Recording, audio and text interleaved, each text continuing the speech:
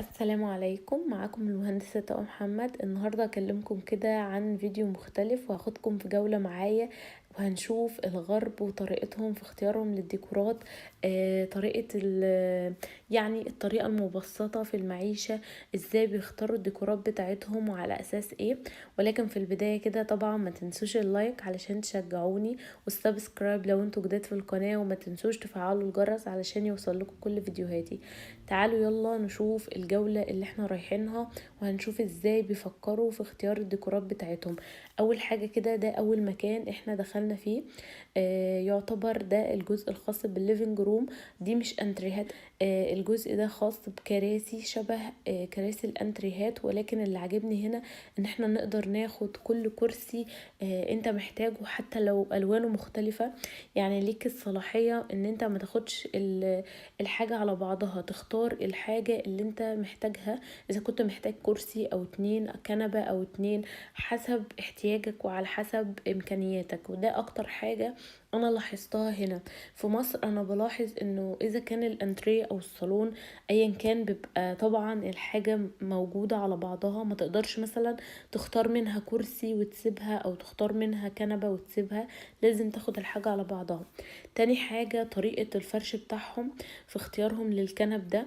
انواع الكنب دي اللي هي بتنفع منها سرير ومنها كنب. هما بيفكروا بطريقة عملية شوية. طبعا ما عندهمش جو الانتريه والصالون والسفرة يعني هما ما بيفكروش بالطريقة دي، ما بيفكروش اللي هو نملى البيت عفش وخلاص، لا، لان هنا السكنات محدودة. طبعا الركنة اللي انتوا شايفينها دي ركنات جلد. لو في مثلا مكاتب، الحاجات دي بتنفع. وفي اشخاص طبعا بتفضل ان هي تختار الجلد في بيوتها، بس انا مش بحبذه، انا ما بحبوش. وطبعا لو في بيت فيه اطفال وكده طبعا مش هيبقى عملي. ده برضو كنبة، طبعا هي متسخة شوية، لان طبعا الاغلب كله بيستخدمها وكله بيجربها. ده الوان كتير واشكال كتير، بس هتلاحظوا في الغالب ان الالوان سايد عليها الدرجات الغامقة، اللي هي الجراي او الرصاصي الغامق الفاتح بدرجاته. الكنبة دي بقى لها معزة جوه قلبي، لانها هي دي نفس الكنبة اللي انا اخترتها في بيتي. وزي ما انتوا شايفين لها درجات كتير، بس انا مختارة الدرجة اللي انتوا شايفينها دي في الصورة، اللي هي مش فاتحة قوي ومش غامقة قوي. انا استخدمتها وهي عملية جدا، حجمها مناسب جدا، بتنفع في الاماكن اللي هي الصالات، اللي تبان يعني ما تبقاش ضيقة قوي وما تبقاش كبيرة. وفيها امكانيات كتير هبقى اشرحها لكم في فيديو تاني. نيجي بقى للكرسي ده. انا كنت طبعا حباه جدا في البداية، ولكن اكتشفت ان حجمه كبير بالنسبة لمساحة الصالة عندي، فيحتاج انه حتى يبقى معاه ديكورات تانية، فكده هيزحم لي المكان.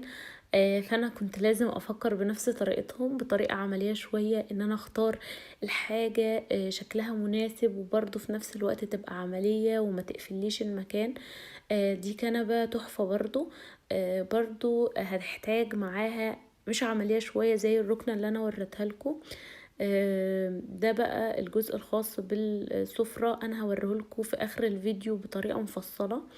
انا دلوقتي بوريكم مختلف الاشكال والافكار لمجموعة الركنات اللي موجودة هنا، منها الجلد والقطيفة والشمواه واللي هو عامل زي الكتان. في انواع كتير على حسب كل بيت وعلى حسب كل استخدام. يعني في افراد بتفضل اللي هي بيبقى فيها زي جزء سرير زي اللي انتوا شايفينها دي. انا كنت بجربها بشوفها زي اللي هو استحارة. في ركنات هنا زي كده بيبقى فيها جزء بيترفع، وممكن نستخدمها كصحارة، او نستخدمها زي مكان كده نحط فيه حاجاتنا. زي ما انتوا شايفين المخدات نفسها هنا. حاجة غريبة جدا لاحظتها، ان اي حاجة هنا بتتباع لوحدها. يعني حتى المخدات بتاع الكنب بتتباع لوحدها بسعر تاني مختلف. ممكن يكون بعض الاشخاص يستغربوا النقطة دي وشوفوها مش عملية، ولكن برضو انا شايفاها يعني هي حاجة لها وشين، منها وحاجة لها فايدتين منها. نستخدم مختلف الألوان للكنبة، مش شرط نبقى مجبرين على المخدات الموجودة. وفي نفس الوقت أنا شايفة ان دي تكلفة زيادة شوية، يعني احنا ممكن نستخدم المخدات أو ناخدها من ضمن الباكج بتاع الكنبة أو بتاع الركنة، لكن هنا طبعا بيبيعوها بسعر لوحدها. طبعا المكان ده احلى حاجة فيه ان هو فيه كل حاجة، في جزء خاص بالليفينج روم، جزء خاص بالنوم، بالسفرة، بالمطبخ. المطبخ هنا بقى حاجة منتهى الجمال ومنتهى الشياكة. طبعا انا هعمله لكم في جزء تاني لان الفيديو كده هيبقى طويل. ده بقى جزء خاص بالترابيزات الصغيرة زي ما قلت لكم. هنا الانتريه او الصالون او اي حاجة ما بناخدهاش على بعضها، فليكي صلاحية ان انت تستخدمي الترابيزات باحجام مختلفة باشكال مختلفة. وزي ما انتم شايفين الاشكال دي منتهى الجمال وفي نفس الوقت رقيقة مودرن. طبعا كل حاجة لا تكلفتها زي ما قلت. ده بيخليكي برضو ليكي صلاحية تعملي باكج لنفسك كده او رينج تحددي على اساسه انت محتاجة ايه. في نفس الوقت بتحددي المساحة بتاعتك اذا كانت هتحتاج الترابيزة كبيرة او ترابيزات صغيرة زي دي. انا بوريكم السعر، يعتبر الثلاث ترابيزات دي ب100 يورو. طبعا هي تعتبر في الغالب هنا مش غالية. ممكن لو هنفكر بالطريقة اللي هو المصري وكده نعتبرها غالية، بس تعتبر هنا هي كده سعرها كويس. دلوقتي بقى الترابيزات الخاصة بالتلفزيون او الجزء الخاص بالتلفزيون، دي افكار برضو. الترابيزات اللي تحت التلفزيون هنا ما بيبقاش فيه اللي هي احجامها كبيرة، برضو هنا في الغالب لان بيغلب على السكنات الحجم الصغير، وخاصة الاجزاء اللي هي في الصالة. فبيعتبر كل الاكسسوارات او الديكورات الخاصة بالليفينج روم احجامها صغيرة، حتى الجزء الخاص بالتلفزيون. علشان كده هتلاحظوا ان كل حاجة هنا حجمها يعتبر صغير، مش زي برضو الاحجام بتاعت مصر. هنا بقى جزء الخاص بالسفرة، دي برضو السفرة بتاعتي، يعتبر السفرة اللي انا زي اللي انا جبتها عندي، بس الكراسي بتاعتي لونها درجة افتح. هنا ميزة السفرة دي هي يعتبر حجمها وسط لما بتكون مقفولة. الميزة هنا بقى ان الترابيزات دي لها امكانية ان انت تستخدميها ل6 كراسي او ل12 كرسي او ل8 كراسي على حسب الحجم اللي انت عاوزاه. زي ما انتوا شايفين هوريكم حالا وانا بجرب افتحها. انا ترابيزتي برضو جايباها بالطريقة دي علشان لما اكون انا الصالة عندي برضو حجمها محدود، لما يكون عندك ضيوف تقدري تكبريها بالشكل اللي انت عاوزاه، ولما تكوني انت بس اللي متواجدة تقدري ترجعيها لحجمها الاصلي. الكراسي دي برضو عملية، ولكن العيب الوحيد اللي لاحظته ان الكراسي البيضة بتتوسخ بسرعة. فنصيحتي اللي هيجيب اشكال او افكار زي الكراسي دي يجيبها الالوانات الغامقه زي الاسمر او الجراي او نبيتي، اي حاجه بس ما يجيبش الابيض. الترابيزات طبعا منتهى الرقه، مش زي برضو السفره الموجوده في مصر. وده برضو اللي لفت نظري هنا ان الناس بتفكر بطريقه عمليه في كل حاجه. حتى الاحجام هتلاحظوا ان في ترابيزات حجمها كبير جدا، وفي اشكال طويلة مستطيلة مربعة. هوريكم حالا ان بتوصل الترابيزات السفرة لحجم فردين زي ما انتم شايفين، اللي هو بقى على قدك انتي وجوزك او انتي وطفلك ايا كان. بس يعني هنا اشكال كتير واحجام كتير.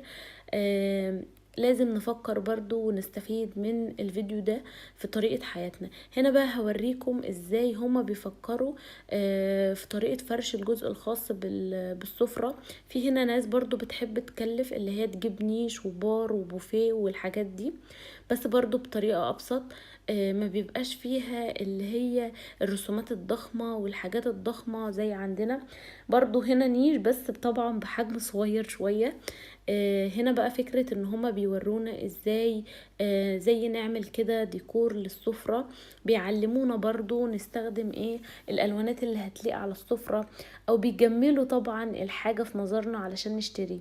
ده يعتبر هنا الجزء الخاص بالنيش. طبعا هو حجمه صغير جدا بالنسبة للأحجام بتاع مصر، بس هنا طبعا ما بيشتروش عند العروسة 100 طقم صيني و100 طقم مش عارف ايه. هنا مفيش الكلام ده، هنا بتستخدمي او بتشتري الحاجة بس اللي انتي بتحتاجيها. ده بقى الجزء الخاص بالبوفيه، له كذا شكل انا هوريهولكوا في الفيديو. دي ترابيزة التلفزيون، برضو حجمها حلو وفي نفس الوقت شكلها أنيق كده وبسيط. هنا اللي لفت نظري في الأجزاء الخاصة بالبوفيه والبار والحاجات دي ان هم مستخدمين طريقة المرايات والإزاز بطريقة مختلفة وبطريقة غير تقليدية. انا هوريها لكم اشكالها مختلفة. ده برضو طريقة تانية لفرش السفرة. احنا ممكن ناخد افكار هنا بدل الطريقة التقليدية لينا باستخدام المفارش بقى الاوفر والحجمها الكبير، ممكن نستخدم الافكار البسيطة دي. هنا برضو زي ما انا عملت لكم فيديو قبل كده عن استخدام المرايات وازاي نجمل بيها المكان، هنا برضو المراية دي من اجمل المرايات اللي شفتها الخاصة بالجزء البوفيه.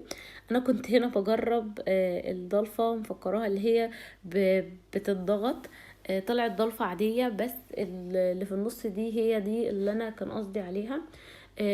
طبعا الخامة بتاعتها تحفة وفي نفس الوقت شكلها بسيط. دي بقى جزء المراية اللي انا بقول لكم عليه.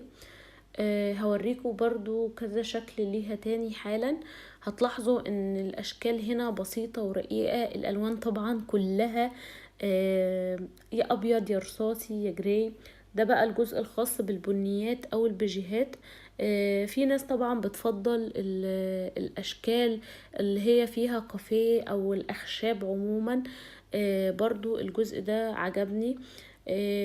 طبعا في ناس بتفضل كده وفي ناس بتفضل كده، انا بوريكم الديكورات عموما وبوريكم اشكال كتير. هنا بقى اللي لفت نظري الكرسي ده، مريح جدا وعملي وخفيف. وكرسي سفرة مختلف شوية عن الكراسي اللي احنا بنشتريها في مصر. الكراسي لاحظت ان كراسي السفرة في مصر حجمها تقيل جدا، يعتبر مش عملية، يعني مش مريحة ان انت تقعد عليها اكتر من ربع ساعة نص ساعة بالكتير. هنا بقى جزء الرنيش زي ما انا قلت لكم، شايفينه بسيط جدا وصغير جدا، ما يستحملش طقم صيني من عندنا في مصر، هو كفاية طقم اطباق بس للاستخدام. اتمنى تكون الافكار دي بتعجبكم، واتمنى تكون الاشكال اللي انا بوريها لكم دي ممكن تستفادوا منها.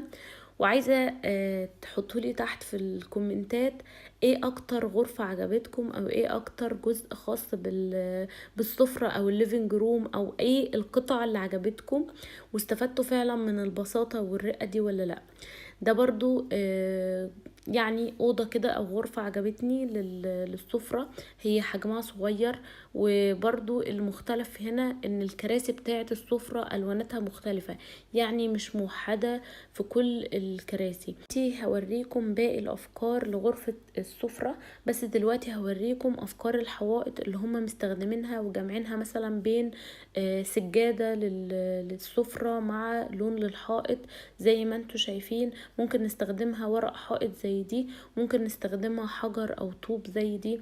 ممكن نعمل ناخد الفكرة اللي هم عاملينها في الغرفة نفسها المتكاملة، يعني مثلا عاملين لون السجادة زي لون الحيطة، لون الحيطة زي لون كاسات على السفرة. ممكن ناخد الافكار دي ونستخدمها كفكرة لديكور عندنا. انا جايبه لكم الصور للغرف يعني لوحدها. قولولي بقى اكتر حاجة عجبتكم واكتر فكرة او شكل عجبكم، ايه الالوان اللي انتوا بتفضلوها، ويا ترى الفيديوهات دي عجبتكم ولا لا. هوريكم باقي الجزء الخاص بالليفينج روم اللي هو الجزء مثلا زي التلفزيونات والحاجات دي، وبرضو الكراسي الصغيرة الخاصة بالليفينج روم. ده بقى الجزء الخاص بالتلفزيونات، عجبني قوي التلفزيون ده، شكله كده مميز وبسيط قوي، والصورة فيه كانت حاجة كده تحفة كأنها حاجة حقيقية. ده عجبني ولفت نظري، قلت برضو اوريهولكم. هنا الافكار بتاعت التلفزيونات ان في برضو ممكن الفكرة اللي هي ندي اضاءة حوالين التلفزيون، ممكن نستخدمها برضو في الصالة، هتغير لنا من الشكل والديكور. ده التلفزيون اللي هو الكيرف. هنا اشكال كتير وانواع كتير، وانا قلت لكم ان اللي بيميز المكان ده ان فيه كل حاجة خاصة بالديكورات الخاصة بالبيت عموما، مش بس الصالة. ده بقى الجزء الخاص بباقي الليفنج روم، زي السجاد او المخدات اللي هنستخدمها، او التكيات او الكراسي البسيطة اللي هي ممكن نستخدمها للاطفال او للتسريحة. الحاجات دي كلها موجودة برضو في ركن او في جزء خاص لوحده في المكان ده. زي ما انتم شايفين ممكن تستخدموا برضو اشكال والوان مختلفة، مش شرط الغرفة او لون الغرفة بتاعتكم. زي ما انا قلت لكم الميزة هنا ان انتوا ممكن تستخدموا كل حاجة لوحدها او تشتروا كل حاجة لوحدها. دي برضو المخدات زي ما انا قلت لكم. هنا بقى جزء النوم وكده انا جايبه لكم هو وجزء المطبخ في فيديو تاني، علشان طبعا الفيديو هيبقى طويل عليكم، وان شاء الله الفيديو اللي جاي هيعجبكم اكتر. باي باي.